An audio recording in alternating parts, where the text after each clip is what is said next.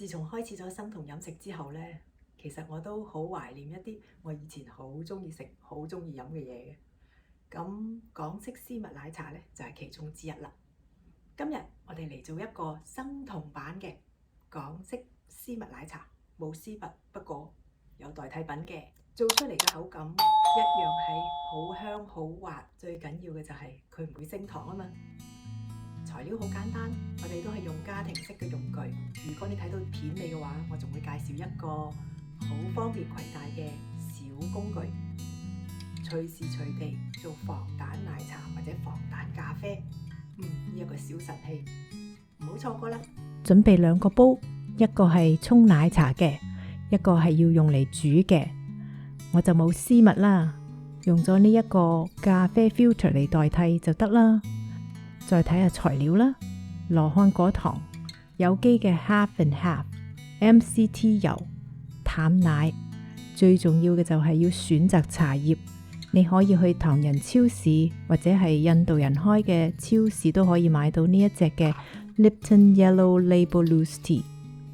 我呢度嘅茶葉份量係半個 tablespoon 嘅茶葉沖一杯奶茶。其實濃淡可以按照自己嘅喜好加減嘅。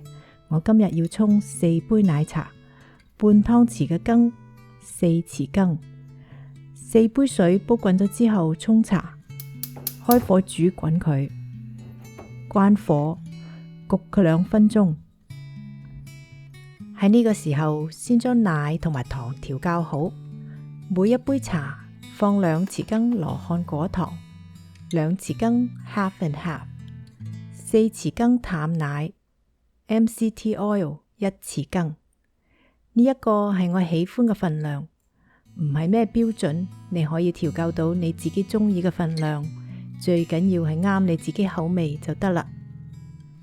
好啦，我哋而家嚟到撞茶，你有冇見過茶餐廳用絲襪撞茶呢？冇絲襪都可以用呢一個 filter 嚟代替噶，家庭式，原理係一樣嘅。撞茶係要使到茶更加出味。哎呀，唔好意思，再嚟過。用 filter 嚟撞茶，沖出嚟嘅口感味道其實都同絲襪差唔多。撞完一次之後，倒返落去有茶葉嗰個煲，再撞一次，然後將呢一個茶煲返滾，就可以沖奶茶啦。我用咗一個玻璃杯，等你可以睇得清楚啲。奶茶沖咗落去之後，你會見到啲油鋪喺個面度，咁樣我就要介紹俾你呢一個神器，細細地，方便攜帶，旅行都可以帶去用嘅。佢可以幫你充分攪拌奶茶、咖啡，將佢放入呢一杯奶茶嘅裏面，撳着個開關，攪拌10到20秒左右，一杯熱辣辣、香濃嘅防彈港式奶茶。嘆下先。奶茶味香濃，口感滑溜，唔會升糖嘅防彈港式奶茶。Cheers！